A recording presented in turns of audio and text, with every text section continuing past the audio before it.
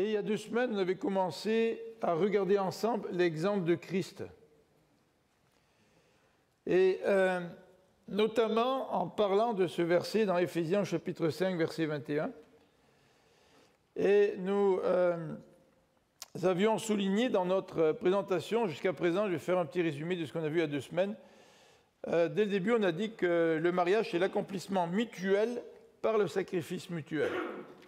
On avait vu qu'il y a la position traditionnelle, la position plus contemporaine. La position traditionnelle met l'accent sur le sacrifice mutuel pour la vie de couple, l'importance d'accomplir ses responsabilités, ses devoirs, tandis que la société contemporaine met plutôt l'accent sur l'accomplissement.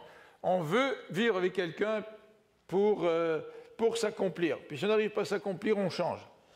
Et on avait souligné, durant les 2 premières semaines, que l'Évangile influence le mariage et que le mariage permet, lorsqu'il est vécu selon l'Évangile, le mariage permet de témoigner de l'Évangile. Il y a un lien étroit entre l'Évangile et le mariage. Et vous savez que le Seigneur prend comme exemple les noces de l'agneau pour parler de la relation entre lui et son Église. Et il parle du mariage pour que le mariage puisse illustrer le fait que lui, c'est l'épouse et l'Église, c'est l'épouse. Lui, c'est l'époux, l'Église est l'épouse. Donc, il y a un lien très, très étroit entre l'Évangile et le mariage. Si nous comprenons l'Évangile et que nous traduisons l'Évangile dans la relation de couple, ben, cette relation de couple devient une illustration d'Évangile. Donc, les deux se réfèrent l'un à l'autre. Et nous avions souligné, dimanche, il y a 2 semaines, nous avions souligné le plan que je voulais vous présenter il y a 2 semaines. Et il y a 2 semaines, on avait dit que l'étude sur Éphésiens chapitre 5, verset 21, se ferait autour de 3 éléments. Premièrement, être rempli de l'Esprit. C'est-à-dire comment vivre l'exemple de Christ. Dans ce passage du chapitre 5, l'apôtre Paul va parler des relations entre mari et femme, il va parler des relations entre parents et enfants, il va parler des relations entre employeurs et employés. Ben, à l'époque, ce n'était pas employeur-employé, c'était entre maître et esclave. Donc, ce que Paul est en train de dire, c'est que tout ce qui touche les relations dépend du fait suivant. Est-ce que je suis rempli d'esprit ou pas? Et la qualité de mes relations va se démontrer par la présence ou l'absence du Saint-Esprit dans ma vie. Et c'est la raison pour laquelle, au chapitre 5, à partir du verset 18b, l'apôtre Paul nous dit « Soyez au contraire remplis d'esprit », puis il va décrire ce que c'est que d'être rempli de l'esprit. Il y a différentes manières de le décrire, et Paul va le décrire d'une certaine manière, en utilisant des participes, et notamment en disant, verset 21, « En vous soumettant les uns aux autres dans la crainte de Christ ». Donc, être rempli de l'esprit, ça comporte plusieurs volets. Dans un volet, c'est la soumission mutuelle.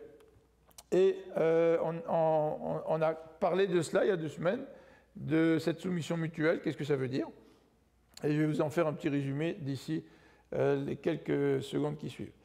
Mais le 3e élément que nous n'avons pas pu aborder il y a 2 semaines, c'était le problème, notre problème. C'est que quand on regarde la description que Paul nous fait de la relation entre mari et femme, quand on regarde cette nécessité d'être rempli d'esprit pour suivre l'exemple de Christ, parce qu'au verset 32, Paul nous dit au chapitre 5, ce mystère est grand, et je dis cela par rapport à Christ et à l'Église, c'est-à-dire que Paul parle de la relation de couple, et puis il fait une parenthèse en parlant de la relation de Christ à l'Église. C'est-à-dire que Christ, il sert pour nous de modèle. Il sert pour nous de modèle dans notre relation de couple. Et par contre, on a un problème qui nous empêche de vraiment suivre le modèle de Christ. Et c'est ce problème-là qu'il faut identifier. Il faut vraiment l'identifier dans la vie de couple. Et il faut l'identifier dans toutes nos relations, puisque ce problème affecte aussi les relations que je peux avoir avec mes enfants. Ce problème affecte aussi les relations que je peux avoir dans le cadre employé-employeur. Et en fait, ce problème influence toutes nos relations. Mais si on n'identifie pas ce problème, bien, on aura de la difficulté à le surmonter. Ma femme a deux idoles dans sa vie, ou deux vedettes dans sa vie. Toutes les deux portent le nom de Phil. Il y en a un qui est connu, qui passe à la télévision, l'autre, il n'est pas connu. Mais Dr Phil disait qu'un problème identifié, c'est un problème à moitié résolu. Et ce n'est pas parce qu'on est chrétien qu'on n'a pas besoin d'identifier nos problèmes.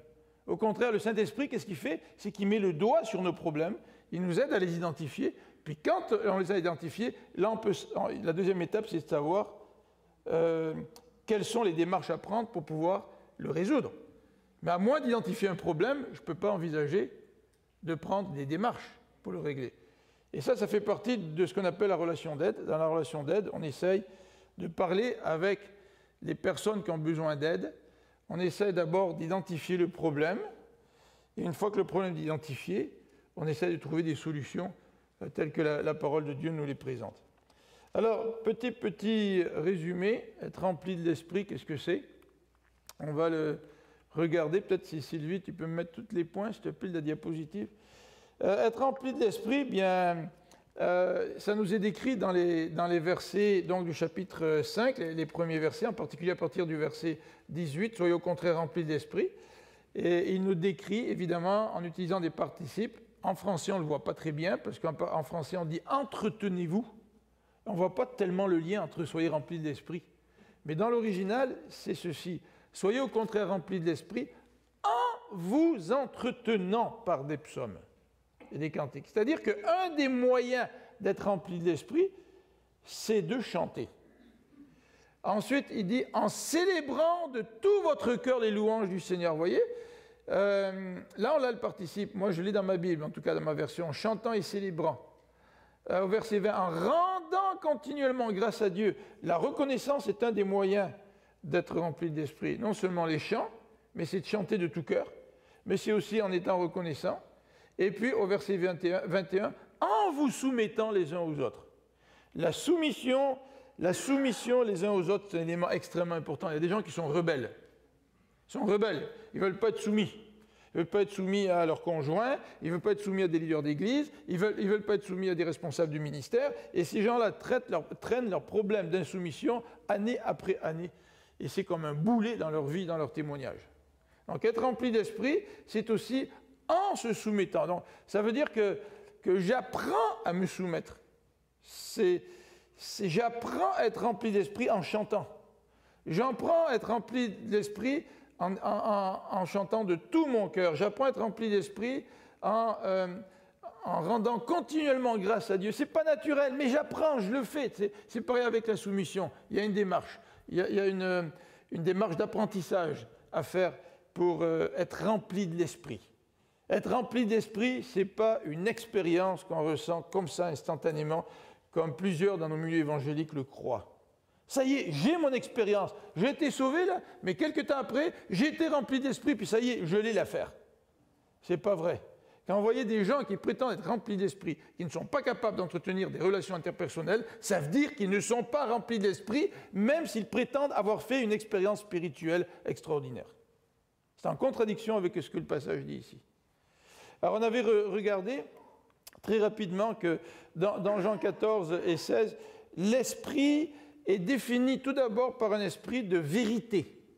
Et que le rôle de l'esprit, c'est de nous rappeler l'enseignement de Jésus. Que le rôle de l'esprit est centré sur le rôle, la personne et l'enseignement de Jésus-Christ. C'est sûr, quand on est rempli de l'esprit, ça nous apporte la paix, ça nous donne de la puissance dans notre témoignage, peut-être pas de la puissance de la manière dont on l'a définie aujourd'hui, là. Tu sais, la puissance à succès, là, tu sais, là. Mais principalement dans Jean 14 et 16, je n'ai pas corrigé mon PowerPoint comme vous le voyez, mais le troisième point, c'est Jean 16. Le Saint-Esprit a un rôle qui consiste à nous rappeler l'enseignement de Christ pour qu'on puisse le comprendre. Et ici, Christ, il nous enseigne. Il nous donne un modèle en ce qui a trait à notre relation de couple.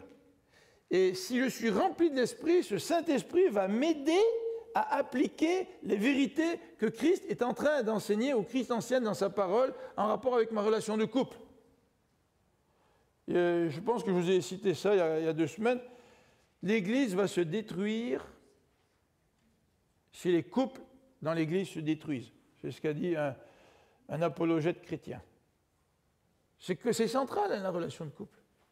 C'est central. Parce que des couples qui ne fonctionnent pas, ce sont des couples, et je ne veux pas juger qui que ce soit, n'est-ce pas? Parce qu'on a tous, à travers notre vécu, notre péché, on est tous pécheurs, dit la Bible. C'est pas parce que mon mariage marche, que le mariage de quelqu'un ne marche pas, que cette personne est moins aimée de Dieu, c'est pas vrai. David était un adultère, David était un meurtrier, et pourtant David était un homme selon le cœur de Dieu. On peut faire des erreurs dans la vie, d'accord?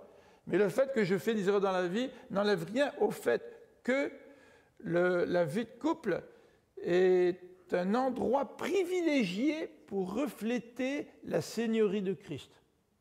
Et c'est le Saint-Esprit qui prend l'enseignement de Christ et qui m'aide à l'appliquer dans ma vie de couple pour que je puisse, on ne peut pas dire je parce que c'est toujours à deux la vie de couple, pour que le couple puisse réussir.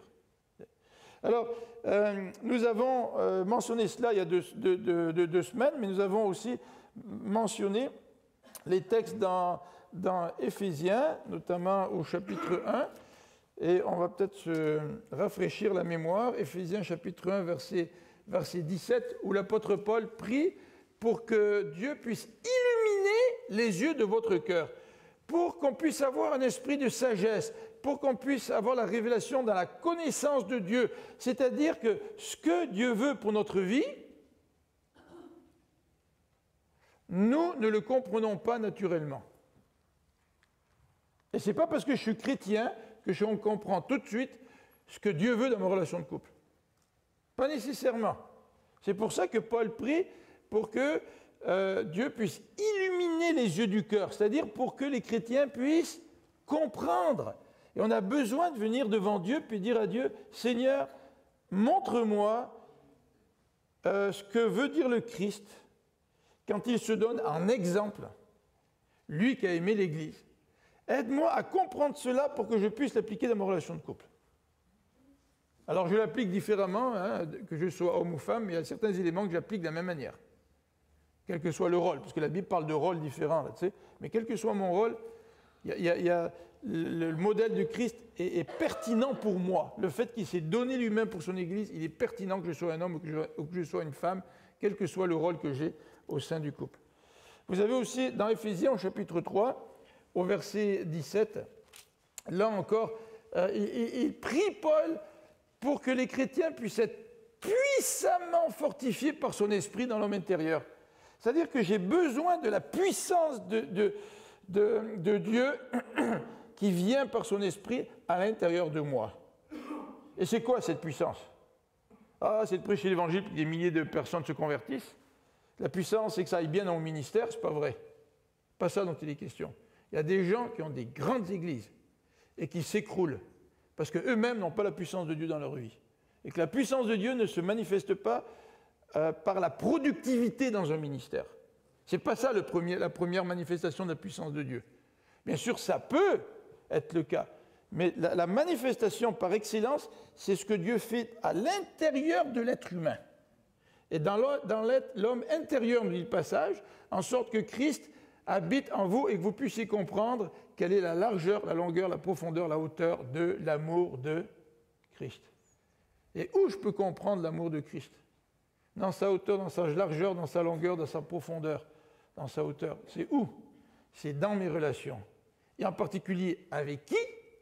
Avec la personne qui vit constamment avec moi, c'est-à-dire avec mon conjoint. Ça, c'est le premier endroit. Et quand je suis saisi par l'amour de Christ, bien, c'est que le Saint-Esprit est en train de m'habiter avec puissance.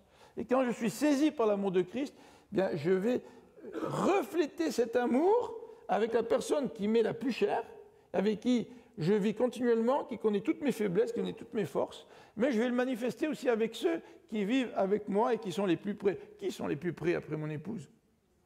C'est les enfants. Et ainsi de suite dans nos relations. Qui travaille tous les jours avec moi? C'est mes collègues de travail, c'est mon patron. D'accord? Et la puissance de Christ vient nous habiter pour que nous puissions manifester son amour dans nos relations. Et puis au chapitre 4, donc au verset 20, vous avez encore ce désir de l'apôtre Paul qui nous dit au verset 20, vous, ce n'est pas ainsi que vous avez appris Christ. C'est intéressant, hein? J'apprends Christ. Ce serait drôle hein, qu'on dise j'apprends mon prof de mathématiques. Ah, c'est pas du bon français ça. Qu'est-ce que ça veut dire j'apprends Christ? Ça veut dire que j'apprends de lui et au point où Christ vient dans ma vie et que ce que j'apprends de lui, je le manifeste à l'extérieur de ma vie. C'est une expression très très forte là. C'est pas ainsi que vous avez appris de Christ. Il a décrit ce qu'on a appris de Christ et il nous montre comment qu'est-ce que ça veut dire être revêtu de Christ et comment ça se manifeste dans les relations interpersonnelles. Et au verset 25, il va dire, c'est pourquoi renoncer à tout ce qui fait partie de la vieille vie. Tu sais. Et il arrive au verset 30, n'attristez pas le Saint-Esprit. Quand il dit de se mettre en colère, il ne faut pas se mettre en colère. Quand il dit, il faut travailler. Et quand il dit, il ne faut pas que sorte de votre bouche aucune parole mauvaise, mais des paroles qui servent à l'édification. Tout ça, ça touche les relations, tu sais. Au verset 25, chacun parle selon la vérité à son prochain. Nous sommes membres les uns les autres. Ça parle de relations. Et nous attristons le Saint-Esprit si nous ne savons pas bâtir de bonnes relations. Alors, voilà ce qu'on a vu sur le Saint-Esprit. Et on avait parlé aussi de la soumission mutuelle. Si peut-être tu voudrais avancer la page, s'il te plaît. Merci beaucoup. Toute la page. Et on avait parlé de cette question des rôles. On va y revenir aux rôles. Je ne sais pas exactement quand. On va revenir aux rôles. La Bible dit que l'être humain, l'homme et la femme sont égaux. Ça, c'est clair. Et ceux qui ont enseigné l'inverse ne sont pas fidèles à la parole de Dieu. L'être humain est créé à l'image de Dieu. Il est créé à l'image de Dieu, homme et femme. L'homme tout seul n'est pas créé à l'image de Dieu. La femme toute seule n'est pas créée à l'image de Dieu. C'est l'homme et la femme qui sont créés à l'image de Dieu. L'homme et la femme qui sont en relation l'un avec l'autre sont l'image de la relation qui existe dans la Trinité.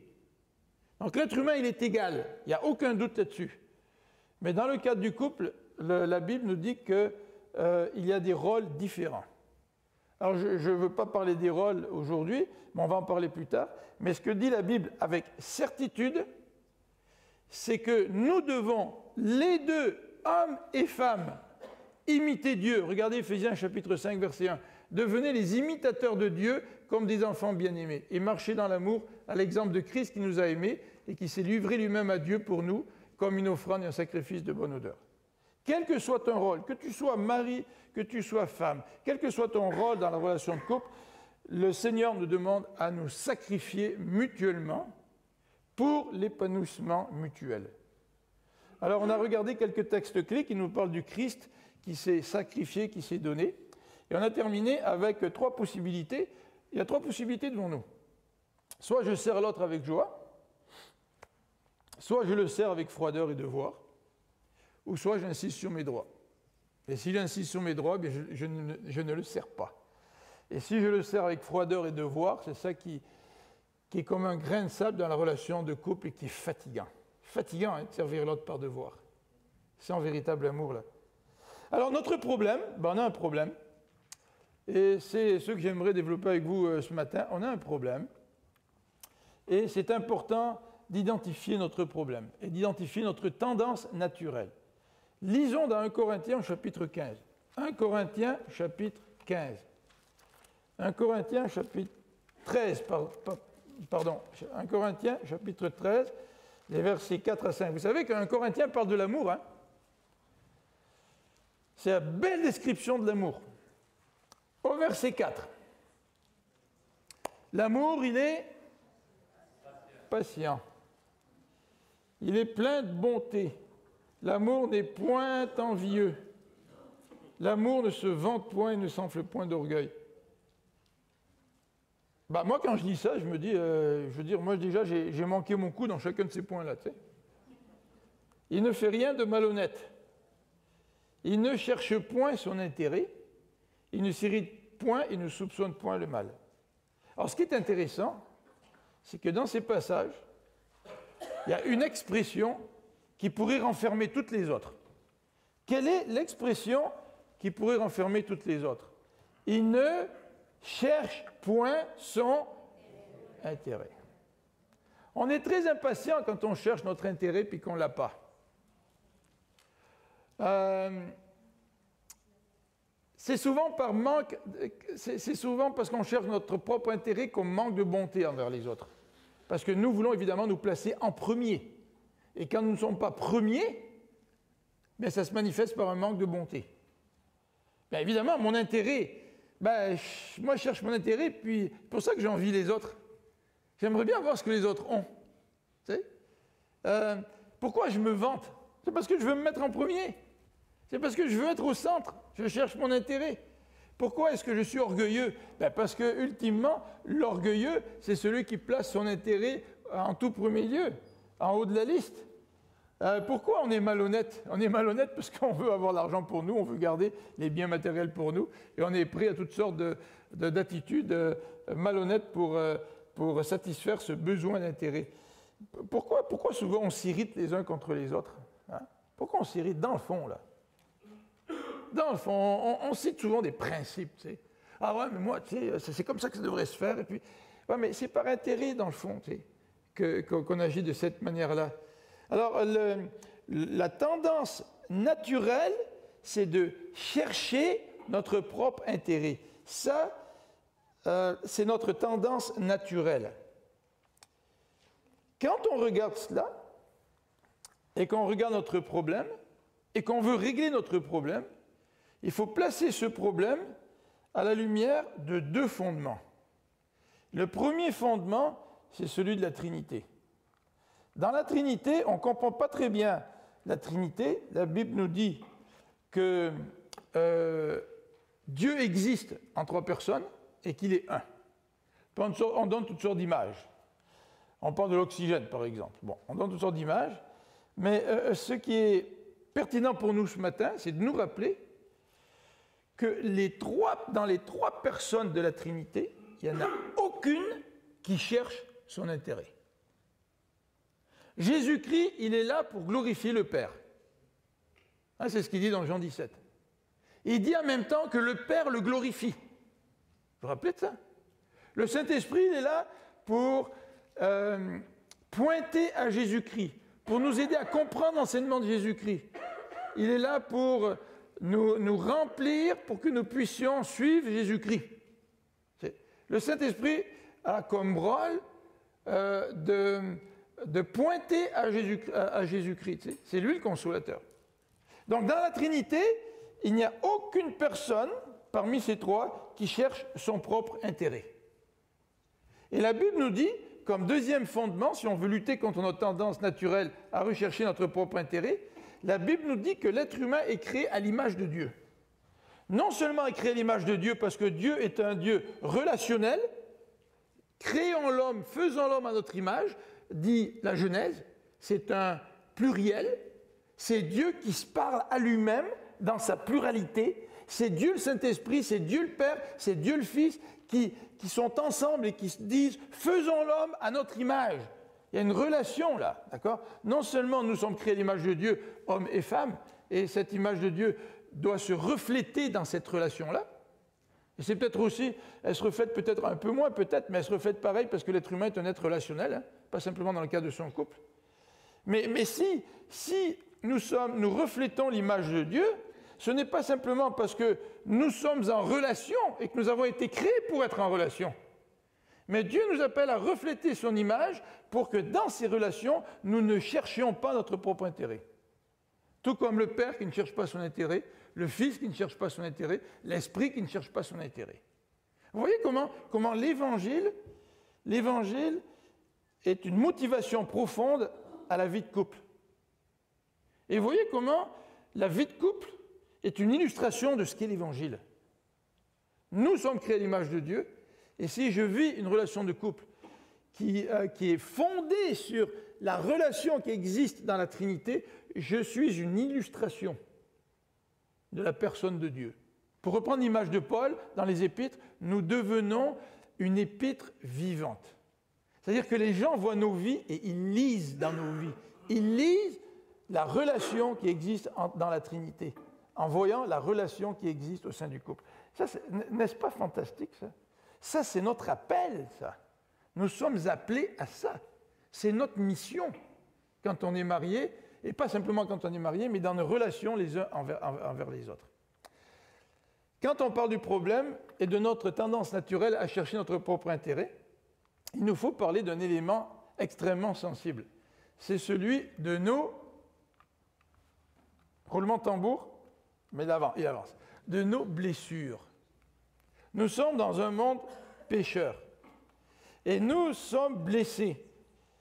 Et je ne veux pas parler ici des blessures physiques ou d'ordre sexuel, mais toutes sortes de blessures que nous rencontrons face à l'indifférence des parents ou des gens qui nous entourent, face aux paroles qu'on entend sur nous, à des abus verbaux par exemple, des blessures qui sont les conséquences de nos échecs dans nos relations ou d'anciennes relations, que ce soit avec des amis, que ce soit avec des conjoints, etc. Mais il est certain qu'aujourd'hui, chez beaucoup de gens, nous retrouvons un manque d'estime de soi. Vous savez, qu'est-ce que c'est le manque d'estime de soi? Un manque de confiance en soi, et nous sommes marqués par les doutes, nous sommes marqués par la culpabilité, nous sommes marqués par le ressentiment, nous sommes marqués par la désillusion, pouvons être désillusionnés face aux autres.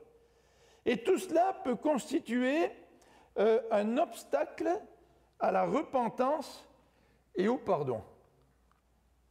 En quoi nos blessures peuvent-elles être un obstacle à la repentance et au pardon? En ceci, c'est que les blessures accentuent notre tendance naturelle. Quelle est notre tendance naturelle? Notre tendance naturelle, c'est à chercher notre propre intérêt. Vrai? Et nos blessures accentuent cette tendance naturelle. Cette tendance naturelle d'être centré sur soi. Cette tendance naturelle de ne pas être sensible aux autres à cause de nos blessures. Cette tendance naturelle à l'auto-justification. Cette tendance naturelle à se prendre en pitié. Cette tendance naturelle à se déresponsabiliser, à minimiser ses fautes, etc. Je pense que nous savons tous de quoi il en retourne quand on parle de ces blessures et de cette réalité, les blessures qui accentuent nos tendances naturelles. Regardez le Seigneur Jésus-Christ. Le Seigneur Jésus-Christ, il a été rejeté, trahi, frappé. Donc le Seigneur a subi des blessures physiques. Mais vous savez, quand on est malade, on n'est pas supportable. Surtout les gars, quand on a des grippes d'hommes, vous savez, là, c'est difficile, les grippes d'hommes. Mais des blessures physiques, c'est vrai que le physique joue sur notre réaction. Quand on souffre dans notre corps, on devient beaucoup plus irritable, c'est vrai. Les blessures non seulement physiques du Seigneur, mais les blessures aussi émotionnelles. C'est la trahison, c'est quelque chose la trahison. D'être trahi par quelqu'un qui est le plus proche de toi, ça fait mal, ça. Ça, c'est un coup de couteau. Un coup de couteau dans le cœur, là, tu sais. Et non seulement ces blessures-là, mais aussi toutes les blessures spirituelles, parce que Jésus-Christ, à la croix, a porté les fautes des pécheurs, au point où cela lui a coûté d'être séparé de Dieu, son Père, avec qui il avait une relation éternelle et une relation parfaite, et à cause du poids de ce péché-là, il a souffert l'agonie du pécheur. Puis qu'est-ce qu'il fait le Christ à la croix? Vous vous rappelez qu'est-ce qu'il fait? Et on parle de blessures, là, c'est des blessures énormes que le Christ a subies. Mais le Christ à la croix, au lieu de dévoiler une soi-disant tendance naturelle à chercher son propre intérêt, la souffrance, l'épreuve, la crucifixion accentuent le caractère de Christ, qui est l'inverse de chercher son propre intérêt. Qu'est-ce qu'il a dit, le Christ à la croix? Il a dit, femme, voilà ton fils. Puis il a dit à Jean, voilà ta mère. Vous vous rendez compte que l'intérêt des autres soit au centre de sa vie, malgré la souffrance? Et c'est sûr que si dans le cadre de la relation d'aide, vous dites à quelqu'un, ok, je sais que tu souffres. Puis là, je vous résume ça, là. Je sais que tu souffres, mais le Seigneur te demande d'agir avec les autres comme lui a agi. Alors la personne qui souffre, qu'est-ce qu'elle dit? Sa première réaction, ça va être « tu ne me comprends pas. Tu ne comprends pas ma souffrance. Tu n'es pas passé par là. Tu n'as pas un cœur rempli de compassion. Alors ce que je ne veux pas dire, c'est je ne veux pas dire par là qu'il nous faut laisser de côté la souffrance de quelqu'un, absolument pas. Absolument pas. C'est très important de remarquer, de noter, de recevoir la personne dans sa souffrance. C'est important. C'est important que la personne se sente accueillie. Elle sent que vous priez pour elle. Elle sent que vous êtes touché par sa souffrance.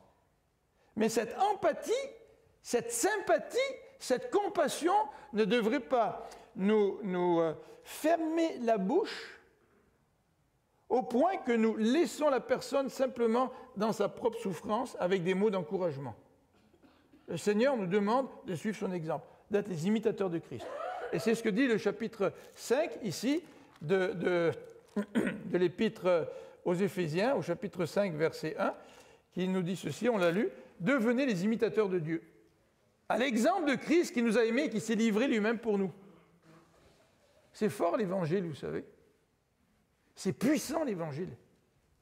Quand tu souffres, même quand tu souffres d'injustice, tu es capable par la force du Seigneur de refuser à chercher ton propre intérêt et malgré la souffrance, à continuer à chercher l'intérêt de l'autre. Vous savez, dans cette création, ce qui illustre le plus cette attitude-là du Seigneur, c'est l'amour d'une mère pour ses enfants. C'est vrai.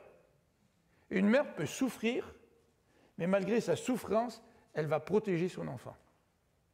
Elle ne pensera pas à son propre intérêt, mais elle va penser à l'intérêt de son enfant, malgré la souffrance. Est-ce qu'on ne peut pas vivre ça dans nos relations interpersonnelles ? Ne pourrions-nous pas vivre ce genre de relations les uns en face des autres ?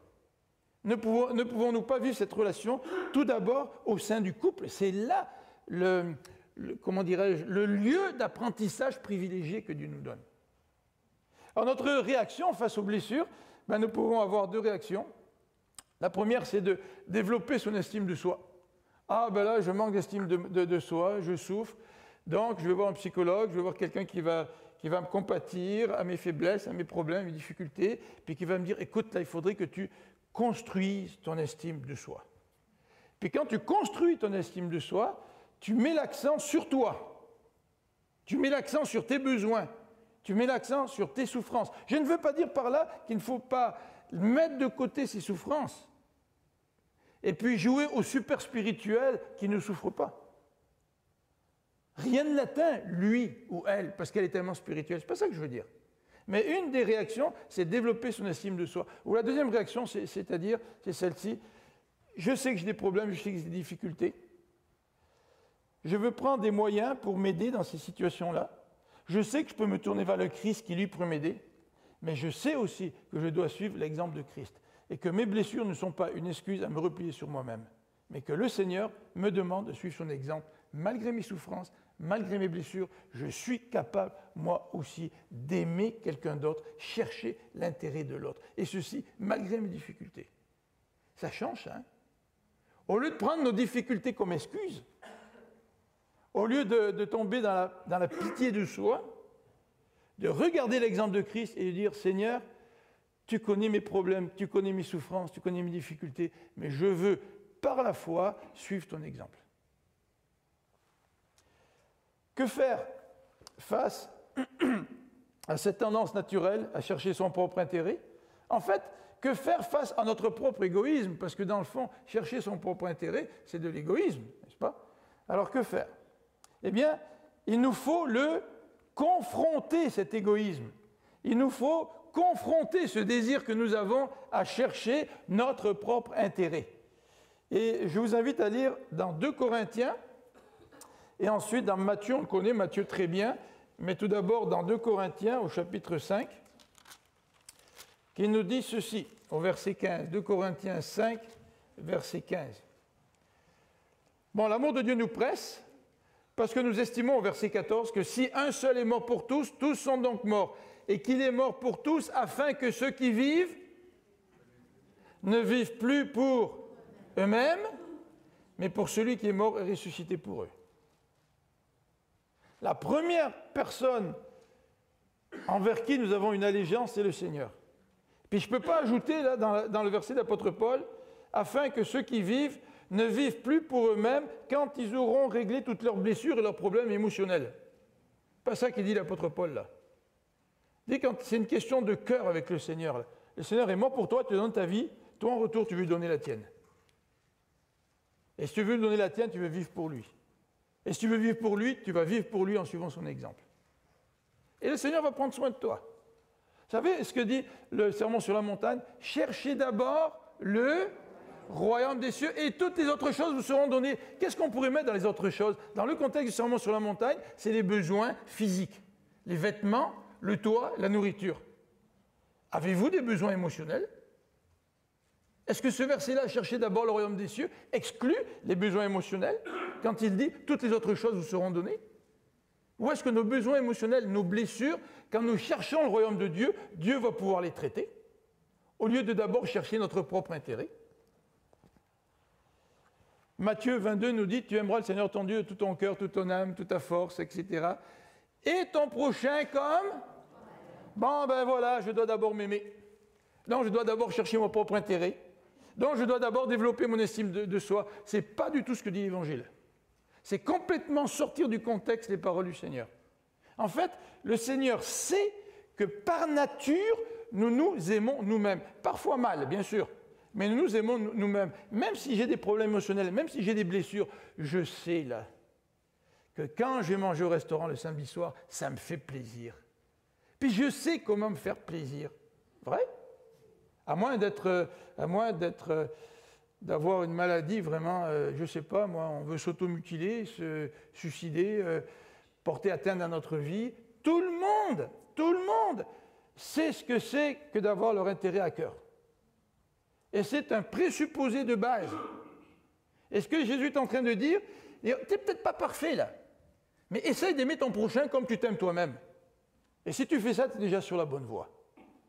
Et en fait, le Seigneur est en train de nous dire, est-ce que tu as une décision à prendre? Est-ce que ta décision, ça va être de dire ceci, mes blessures, c'est ce qui est le plus important?